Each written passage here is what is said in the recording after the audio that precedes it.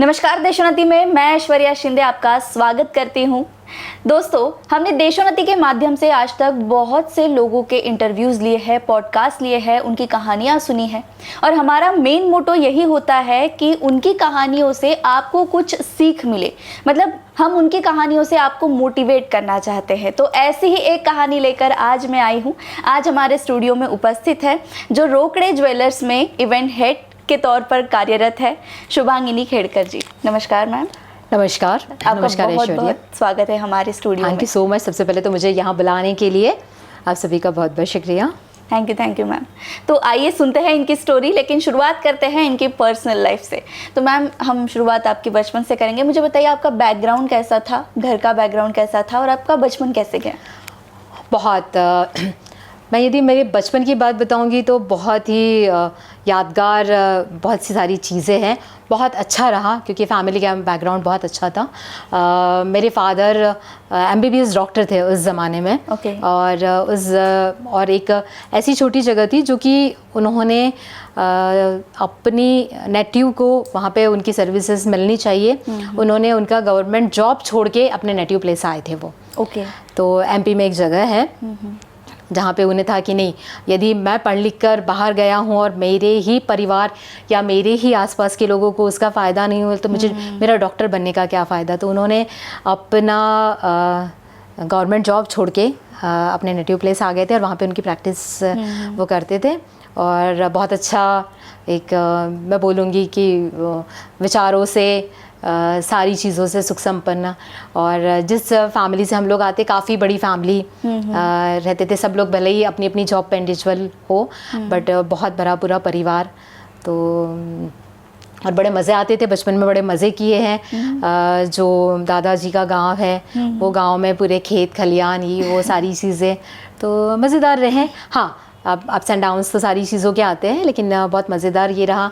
Education की यदि मैं बात करूँ तो मैंने वहीं से मेरा एजुकेशन किया जो मेरा नेटिव प्लेस है, सौंसर मध्य प्रदेश। हाँ जी। और बस इतना है कि बहुत बार ये होता है कि हम लोग जो चीज़ें करना चाहते कभी कभी अवेलेबल नहीं होती हैं। तो जैसे चूँकि उस समय पे सौंसर बहुत छोटी जगह हुआ करती थी तो बहुत सारी चीज़ें नहीं थी, बट जो हम करना चाहते तो हमारे पेरेंट्स ने हमें वो प्रोवाइड की। तो बहुत सारी चीज़ें हम लोग कर पाए, कुछ चीज़ें छूट गई तो बाद में कंटिन्यू की। इस तरह से ये जल्दी चलती रही। तो स्कूलिंग काफ़ी अच्छा था, कॉलेज भी वहीं पर किया।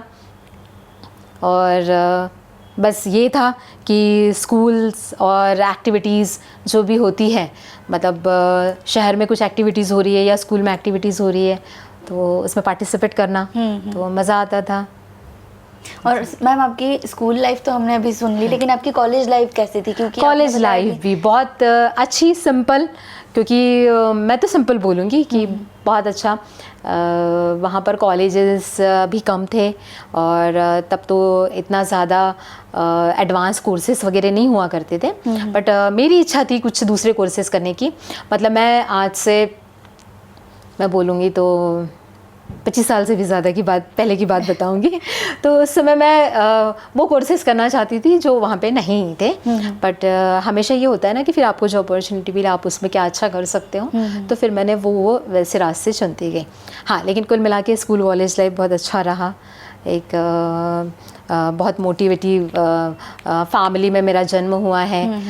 मम्मी बहुत अच्छी मेंटोर रहा करती थी। चूँकि मेरे फादर डॉक्टर थे जैसे मैंने बताया, बट मैं एज ऑफ 8 साल की थी तभी मेरे फादर की डेथ हो गई थी। जी। तो इसीलिए हमने ये देखा है कि वो तो अच्छा है कि घर में सब कुछ सक्षम था, तो मम्मी ने काफ़ी अच्छे से हमें हमारा पालन पोषण किया और बहुत मोटिवेट। मतलब यदि मुझे पूछेंगे कि सबसे पहला नाम आप की लाइफ में किस महिला का लोगे या आपकी इंस्पिरेशन कौन है, तो वैसे हर बच्चे के लिए माँ होती है, लेकिन डेफिनेटली 200% मम्मी का नाम लेना चाहूँगी। जी ज़रूर। आपने एजुकेशन जिस फील्ड में किया है, तो आप अभी रोकड़े ज्वेलर्स में एज एन इवेंट हेड काम कर रही है, तो आपने एजुकेशन जिसमें किया है उसी में अभी आप काम कर रही है या फिर फील्ड नहीं, एकदम से चेंज बिल्कुल हो गई? नहीं। मैंने जैसे बताया कि बहुत सारी चीज़ें होती हैं। अभी तो कैसा है कि बड़े शहरों में या छोटी जगह पे आपको बहुत सारी चीज़ें अवेलेबल हैं। मतलब आप चुटकी बजाते ही सारी चीज़ें आपको मोबाइल में, इंटरनेट पे या आपके घर पर या ऑनलाइन सब चीज़ मिल जाती थी। उस समय ऐसे नहीं होता था।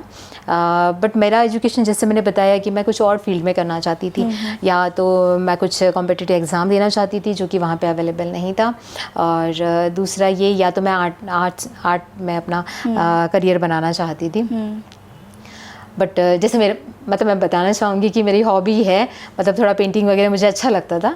तो मेरे स्कूल कॉलेज टाइम में भी कहीं पे भी कॉम्पिटिशन्स हो कुछ हो तो पार्टिसिपेट करना, तो ये छोटी छोटी चीज़ें थी, या फिर कुछ एग्जीबिशन में पार्टिसिपेट करना, कुछ इवेंट में पार्टिसिपेट करना, तो ये सब तो था, एक पार्ट बोल सकते हैं। बट वो करियर बनाएंगे वो कभी नहीं था। दान हाँ, मुझे कभी भी फुल टाइम जॉब वाला मेरा फर्स्ट चॉइस था ही नहीं। अच्छा। जी जी, तो मुझे ऐसे लगता था मैंने मेरी मर्ज़ी का काम करना है, और ऐसे काम करना है कि जिससे मैं भी काम करूँ और मेरे साथ बहुत सारे लोग काम करें। मैं कुछ इस तरह का था। बट उस फील्ड में नहीं बना पाया करियर। अपना एजुकेशन हुआ, ग्रेजुएशन किया, पोस्ट ग्रेजुएशन किया। इसके बाद स्पोर्ट्स में भी थे, बट जैसे मैंने बताया ना कि स्कूल और कॉलेज में हर एक चीज़ मतलब जिसमें हम पार्टिसिपेट कर सकते हैं उसमें मैंने पार्टिसिपेट किया है, उसमें नंबर भी आते थे जी। और जो हॉबीज़ है यदि उसमें पार्टिसिपेट किया तो वहाँ पे हो जाता था कि शुभांगिनी ने पार्टिसिपेट किया, फॉर एग्जांपल रंगोली कंपटीशन है या पेंटिंग है, शुभांगिनी पार्टिसिपेट कर रही है तो नंबर इसी का आएगा। ओके। हाँ, मतलब थोड़ी छोटी जगह थी तो ये सारी चीज़ें होती थी। वो अच्छा लगता था, वो मोमेंट्स हो गई थी तभी। हाँ, तो वो मोमेंट्स याद आते हैं मुझे अभी भी, तो अच्छा लगता था। धीरे धीरे बोल सकते हैं कि शायद ये सब चीज़ें थी, बट उस समय ये कल्चर नहीं था, इवेंट प्लानर, इवेंट मैनेजर या इवेंट ऑर्गेनाइज़र, शायद ये वर्ड्स ही नहीं थे। हम लोग एक प्रोग्राम इस तरह के कुछ बोलेंगे। तो लेकिन मैंने सुना है कि आपने मतलब 37 की एज में जॉब शुरू की। यस बिल्कुल। तो आपको तो उस मतलब इतने एज के इस पड़ाव पर जाकर, जैसे कि आपको पसंद नहीं था कि किसी के यहाँ जाकर काम करना, तो आपने एज के इतने दूर जाकर मतलब काम करना शुरू किया है, तो आपको तो बहुत सारे हर्डल्स आए होंगे। एग्जैक्टली आप बोल सकते हैं। और मैंने कहा ना कि जैसे मोटिवेशन थोड़ा बचपन से ही मिल गया था कि मैं 8 साल की थी, भले ही परिवार बहुत सक्षम था, लेकिन 8 साल की थी तब फादर चले गए। तो एक देखा है कि मम्मी को कितने अच्छे से हमें बड़ा किया, तो थोड़ी ये चीज़ें थी। मैं मेरे पसंद का करियर तो नहीं बना सकी, बट चीज़ें जो लाइफ में आई अचानक से कुछ ना कुछ वो चॉइस से मिलता जुलता था। जैसे मैं जिस जगह पे मैं मेरे स्कूलिंग कॉलेज के बाद आफ्टर मैरिज में जहाँ पर थी, तो वहाँ पर मैं गवर्नमेंट प्रोजेक्ट्स लेती थी। वो ट्राइबल एरिया की जो वुमेन्स होती है, लड़कियाँ और महिलाएं, उनको स्पॉन्सर्ड प्रोग्राम होते हैं गवर्नमेंट की तरफ से। तो वो एज इंस्ट्रक्टर में काम करती थी, वो पूरा करती थी। तो अपने मनपसंद अपने टाइम के हिसाब से वो प्रोग्राम हम करते थे, और उसके बाद मैं अपना टाइम अपनी हॉबीज़ को एनहांस करने के लिए देती थी। बट फिर जैसे ही सोचा कि बेटा है एक मेरा, कि उसकी एजुकेशन के लिए हमें छोटी जगह से बड़ी जगह शिफ्ट होना है, तो हम नागपुर शिफ्ट हुए। तो बेटे के एजुकेशन के चलते जब मैंने सोचा तो फिर चीज़ें ऐसी आई कि कुछ अपना भी करना चाहिए। उसके लिए सबसे प्रायोरिटी तो यही थी कि क्या मैं मेरा काम शुरू करूं, जो कि मुझे पसंद है कि मैंने खुद करना चाहिए। बट सिचुएशन ऐसी थी कि शायद तब तक मुझे लगा नहीं, बहुत देर हो चुकी है, तो पहले देखते हैं कि, और अचानक मुझे जॉब अपॉर्चुनिटी चल के आई। अच्छा। वो भी मीडिया से, जबकि सोचा नहीं था, लेकिन उसमें भी इवेंट्स। तो अगेन जो चीज़ें मुझे पसंद है, ऑर्गेनाइज करना या मैनेज करना या प्लानिंग करना, तो सिमिलर वैसे ही था। तो फिर मैंने कहा नहीं, कुछ अपना ही मिलता जुलता लग रहा है, तो इसे करते हैं। और वो चीज़ें करते करते शायद मैंने बहुत ज़्यादा सीखा। ये सारी चीज़ें, या आज मैं जिस पोजीशन पे हूँ, या आज जो मैं कुछ कर रही हूँ, या मेरे जो एक्सपीरियंस है, वो मैंने ना उसमें पढ़ाई की है, ना कोई एजुकेशन है, ना कोई डिग्री है, बट वो सारी चीज़ें या तो बोल सकती हूँ कि शायद थी थोड़ी, होता बोलते हैं ना, इनबिल्ट होती है, वो चीज़ें थी। और बस आगे करते करते बहुत सारे एक्सपीरियंस आते गए और वो पॉलिश्ड होते गई चीज़ें। जी। लेकिन जब आपने ये काम शुरू किया था तो मतलब आपको सिखाया होगा किसी ने, तभी आप ये सब सीख पाई होंगी, क्योंकि मैनेज करना तो आपको पहले से आता था। लेकिन मतलब एक ज्वेलर्स का इवेंट मैनेज करना वो एक बहुत बड़ी रिस्पॉन्सिबिलिटी होती है। और ऑलरेडी अगर इतने लोग फील्ड में काम कर रहे हैं और कंपटीशन भी इतनी हाई लेवल पर पहुंच गई है और आप उसमें एट द एज ऑफ 37 आप उसमें उतर रही है, तो आपके लिए वो बहुत बड़ा एक टास्क रहा होगा। तो आप मतलब पहले आपके क्या ये एग्जैक्टली होता है ये, मतलब हर किसी के साथ होता है। आप एकदम स्विच करते हो किसी चीज़ को तो बहुत ये होता है। लेकिन मैंने जैसे बताया कि ये हो सकता है कि थोड़ा थोड़ा एक हॉबी था और इनबिल्ट कुछ चीज़ें थी कि ऑर्गेनाइज करना, प्लानिंग करना, मैनेज करना। तो वो चीज़ें मुझे या ये भी मैं लकी बोल सकती हूँ कि मेरे साथ जो मेरे को कलीग्स मिले वो भी मुझे बहुत अच्छे मिले और मैंने चीज़ों को समझा, सीखा। और हमेशा से कहते हैं ना कि किसी भी चीज़ को सीखने के लिए पर्टिकुलर कोई टाइम और एज नहीं होता। जो लोग ये बोलते हैं ना वो बहाने होते हैं सब। बहुत मैं ये थोड़ा सा एक दो टूक हो गया लेकिन सच में ये बहाने होते हैं। लेकिन आप यदि करना चाहे तो आप डेफिनेटली कभी भी कर सकते हैं, कभी भी स्टार्ट कर सकते हैं। स्टार्ट करने के लिए आपको कोई टाइम, कोई एज, कोई लिमिट बार नहीं होना चाहिए। तो मैं तो हमेशा, यदि मेरी कोई जूनियर को कलीग्स भी रही है जो उम्र में छोटी छोटी रही है, तो मैंने तो उनसे ये भी कहा है कि आप लोगों के पास बहुत टाइम है और आप लोग अच्छा सीखो, अच्छा करो, ताकि अपने आप बहुत ज़्यादा ऊंचाइयों पे पहुंचो। जी। बहुत सारी चीज़ें यदि हम जो नहीं कर पाए तो इसका मतलब ये नहीं कि हम आप दूसरों भी ना करें। ये बहुत रॉन्ग सजेशंस होते हैं। लेकिन यदि हम ऐसे सजेशंस दें तो चीज़ें कॉम्पिटिटिव बहुत सारी ये फील्ड है, बहुत सारी चेंजेस है, बहुत ज़्यादा है।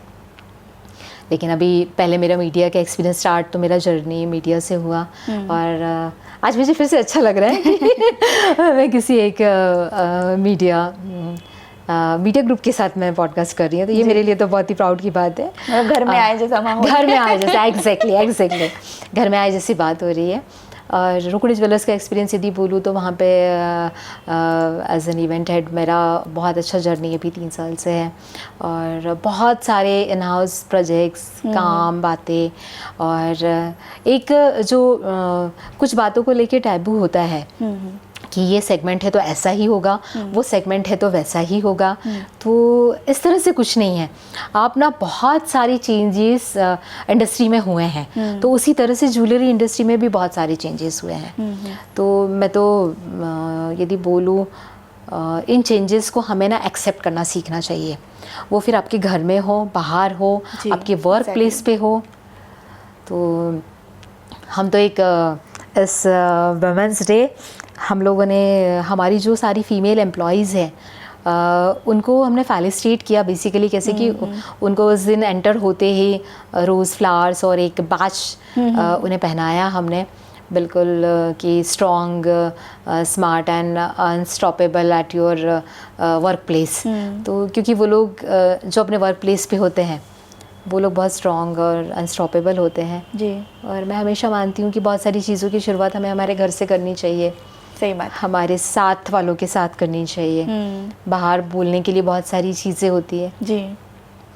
तो बहुत सारे ऐसे छोटी बड़ी हर्डल्स और अप्स एंड डाउन्स के साथ काफ़ी अच्छा रहा, काफ़ी अच्छे एक्सपीरियंस। कुछ बुरे एक्सपीरियंस को छोड़ दिया जाए तो बाकी बहुत अच्छे एक्सपीरियंस। और हमेशा मैंने इन सब चीज़ों को बहुत पॉजिटिवली लेकर उन पे काम किया है, क्या चीज़ हमारे लिए और आगे अच्छी हो सकती है। जी तो अभी आपने बात करते करते बहुत एक अच्छी बात कही कि मतलब बुरे चीज़ें तो होंगी ही हमारे साथ, लेकिन वो हमें कुछ सिखाने के लिए होती है। एक्सपीरियंस अच्छे भी होते हैं, बुरे भी होते हैं, लेकिन बुरे एक्सपीरियंसेस को कैसे पॉजिटिवली लेना ये आपसे ज़रूर सीखना ही चाहिए। क्योंकि मुझे ना इस पे एक लाइन याद आई है, संघर्ष सबकी ज़िंदगी में होता है, संघर्ष सबकी ज़िंदगी में होता है, लेकिन कुछ लोग उसे बहाना और कुछ लोग उसे कामयाबी बना लेते हैं। वाह वाह, बहुत बहुत खूब। जी बिल्कुल। और मैं ऐश्वर्या, मैं बिल्कुल कहना चाहूँगी कि आपकी लाइफ में जो भी इंसिडेंट्स हो रहे हैं, आप उसमें से पॉजिटिव चीज़ों को लेके कैसे आगे बढ़ते हैं। जी। मतलब ज़रूरी नहीं होता कि हम हर चीज़ में उसको नेगेटिव ले या वो हो ही नहीं सकता या कर ही नहीं सकता या कुछ तो उसमें होगा, कुछ तो चीज़ निकल के बाहर आ सकती है, तो वही है। तो हमेशा से मैंने खुद के लिए बोली है या मेरे आसपास रहने वाले साथ वाले लोगों के लिए वही किया है, तो और आगे भी कोशिश यही रहती है। जी, आजकल के यूथ के लिए बहुत एक अच्छी बात कही आपने, क्योंकि आजकल के यूथ में कैसे हो रहा है ना कि थोड़ा सा भी अगर कुछ गलत हो गया तो डिप्रेशन में आ जाते हैं। हाँ जी, हाँ या जी। फिर थोड़े से भी हर्डल्स आ गए तो उनको ऐसा लगता है कि मेरे साथ ही क्यों हो रहा है, या फिर मैं ही सिर्फ सफ़र कर रहा हूँ, बाकी सबकी ज़िंदगी हाँ, बहुत लाइफ अच्छे से अच्छी जा चल रही है। रही है। तो इन सब के बीच में मतलब बहुत गलत चीज़ें भी होती है, हाँ। सुसाइड्स भी बहुत बढ़ हाँ, गए हाँ, हैं। जैसे अभी आपने बताया जब भी कि आपका एजुकेशन भी आपको जिसमें करना था उसमें नहीं हाँ। करने को मिला, तो इस चीज़ की वजह से भी लोग बहुत हाँ, डिप्रेशन में चले डिप्रेशन जाएंगे। में। बहुत छोटी छोटी चीज़ें होती है, लेकिन बस उसको पॉजिटिवली लेना होता है। तो आप ऐसे लोगों को क्या संदेश देना चाहेंगे? नहीं, बिल्कुल मैंने कहा कि आप सबसे पहले तो कैसे है कि कोई भी शुरुआत ना आप खुद से करो, क्योंकि आप जब खुद करते हैं ना तो आप उसके बारे में बोल सकते हैं बराबर। और हाँ, नो डाउट सिचुएशन हर किसी का अलग होता है, इसलिए कुछ ऐसी चीज़ें हो जाती हैं, लेकिन डेफिनेटली ऐसी कोई भी बात नहीं है कि जिसको टाला ना जा सके। जी। तो हम उन चीज़ों को कैसे पॉलिश कर सकते हैं, कैसे ग्रो कर सकते हैं, कैसे अवॉइड कर सकते हैं, बहुत सारी चीज़ें हैं। तो मेरा यूथ के लिए क्या, हमारी मतलब जो फीमेल्स है इतनी, जो कि इतनी स्ट्रॉन्ग है देखा जाए तो, पता नहीं नारी को कितने कितने नाम से पुकारा गया है, वो स्ट्रॉन्ग है, देवी है, और ये सारी चीज़ें वो सब सही है, लेकिन लेकिन मैं तो दोनों के लिए बात करती हूँ। मैं यंगस्टर्स के लिए भी बात करूँगी, मैं महिलाओं के लिए भी बात करूँगी, मैं पुरुषों के लिए भी बात करूँगी कि हर चीज़ का सॉल्यूशन है, हर चीज़ से आप खुद के लिए नया रास्ता ढूंढ सकते हैं, और जो नहीं मिला उसके पीछे भागने से बेटर है कि आपके अंदर क्या है और आपको क्या अपॉर्चुनिटी मिल रही है। यदि वो कहीं तो भी कॉम्प्लीमेंट करी तो उसका ज़रूर से फ़ायदा उठाओ। और तो मैंने हमेशा से, और खुश रहे बस खुद को एनलाइटन करने की ज़रूरत है। यस यस, बिल्कुल। और बेसिकली ये सब नेवर गिव अप स्पिरिट का ही कमाल होता है। वो बस आपको जागृत करनी पड़ती है। मैम, आपके आगे के प्लान्स क्या हैं अभी? अभी मेरे आगे के प्लान्स तो एज सच में बहुत है, कुछ प्लान्स है मेरे। एक्चुअली मेरे ड्रीम प्रोजेक्ट्स थे कुछ, बेसिकली देखा जाए तो। मैंने बताया कि एज ऑफ 37 मैंने तो ये जॉब शुरू किया, बट मैं जैसे फ्रीलांसर काम करती थी कुछ ट्राइबल एरिया की लड़कियों के लिए, तो मेरा है कि आज भी मैं कुछ वो प्रोजेक्ट्स करूं। मेरा कुछ टाइम यहाँ पे होने के बाद मैं वो आगे करूँगी। और जैसे मेरा एक ड्रीम था कि मेरा खुद का कुछ हो, तो मैं डेफिनेटली अपनी एक इवेंट कंपनी के साथ काम मतलब जिसमें मैं कुछ लोगों को काम दे सकूँ, रोज़गार दे सकूँ, वो मेरे प्लानिंग रहेंगे। तो ये सारी छोटी छोटी चीज़ें हैं जिसके लिए। लेकिन अभी कैसा है कि आप, और मेरा एक चीज़ और है कि अभी आप जिस एसोसिएशन के साथ काम कर रहे हैं, जिस घर में काम कर रहे हैं, आप उनके साथ 100% लॉयल रहें, आप उनके लिए काम कर रहे हैं, 100% दें उन्हें। उसके बाद में आप क्या कर सकते हैं, तो कुछ फ्यूचर प्लान्स डेफिनेटली है, जिसमें कुछ मैं ये तो नहीं बोलूँगी कि एकदम हम समाज सुधार कर लेंगे, लेकिन कुछ सोशल इन्वॉल्वमेंट, कंट्रीब्यूट, मतलब जब हम एक इंसान के रूप में जन्म लिया है समाज में, तो थोड़ा बहुत कंट्रीब्यूशन बनता है हमारा। तो थोड़ा बहुत सोसाइटी को मैं क्या रिटर्न कर सकती हूँ, उसके लिए एक मेरा छोटा सा प्लान है। और बाकी मैं डेफिनेटली ऐसे कुछ काम करूँगी कि जिसमें बहुत नहीं, लेकिन हाँ ऐसे कुछ हो कि कुछ लोगों को उससे सीख मिले, प्रेरणा मिले, और उन्हें रोज़गार भी मिले। जी। तो ये सारी चीज़ें चलती रहती है। और मैं जैसे आप मुझे पूछ रहे थे कि इन सब चीज़ों में हॉबीज़ हैं ऑल, तो अपनी हॉबीज़ को हमेशा पॉलिश करो, एनहांस करो, और हॉबीज़ जो भी फ्री टाइम मिले उसमें अपनी हॉबीज़ को जिंदा रखना बहुत बहुत ज़रूरी है। तो आपको जब फ्री टाइम मिले, आप उसे प्रोफेशन या करियर ना भी बना पाए, लेकिन तो बट वो हॉबीज़ को जिंदा रखिए। आपको जो पसंद है, गार्डनिंग पसंद है, गार्डनिंग कीजिए, आपको कुकिंग पसंद है, कुकिंग कीजिए, आपको पेंटिंग पसंद है, पेंटिंग कीजिए। मेरा टाइम, मैं फ्री टाइम अपना होता है तो मैं गार्डनिंग और थोड़ा पेंटिंग में करती हूँ। तो वो तो सही बात कहते हैं ना कि हॉबीज़ आप जिंदा रखेंगे तो वो आपको खुद के करीब ले जाने के लिए बहुत ज़्यादा बहुत हेल्प ज़रूरी करती होता है। सबसे इम्पॉर्टेंट है कि यदि आपको सेल्फ मोटिवेशन बहुत हाँ। ज़रूरी होता है। सेल्फ मोटिवेशन है तो आप ये सारी चीज़ों को ज़िंदा रखें, जी। ये हॉबीज़ को ज़िंदा रखें, तो आपको डेफिनेटली ये मिलेगा। और हमेशा अच्छे लोगों के साथ, अच्छे तो सभी हैं नो डाउट, लेकिन फिर भी उनमें आपको लगता है कि ये है ना, तो आप उन लोगों से मिलते रहिए, उनसे बात कीजिए, उनका सुनिए, समझिए, तो बहुत आपका सेल्फ मोटिवेशन बहुत बढ़ता है। जी, ये तो बात सही है। बहुत बहुत धन्यवाद मैम, आप यहाँ पर उपस्थित रही और आपने अपनी लाइफ की जर्नी बताकर जो हमें, हमारे दर्शकों को जो संदेश दिया है, मतलब कभी गिव अप ना करने का जो संदेश बस दिया है। इन शॉर्ट देखा जाए तो आई डोंट नो, ऐश्वर्या की बहुत सारी चीज़ें, बहुत सारे पॉइंट्स, बहुत सारी चीज़ें हैं, लेकिन एक छोटा सा संदेश भी काफ़ी होता है कभी कभी। जी। और मुझे नहीं लगती कि मेरे इतने सारे कोई अचीवमेंट्स हैं, लेकिन thanks to you and thanks to Deshonnati and thanks to Prabha ji, आज मुझे बहुत अच्छा लग रहा है बेसिकली कि अपने घर आए जैसा फील हो रहा है। और मैं डेफिनेटली चाहती थी कि कुछ तो दो शब्द ऐसे हो जिससे हम लोगों को बता पाए, मोटिवेट कर पाए। तो self motivation definitely. Thank you so much. तो आपको ये कहानी कैसी लगी हमें कमेंट बॉक्स में ज़रूर बताइए और देखते रहिए देशोन्नति। नमस्कार।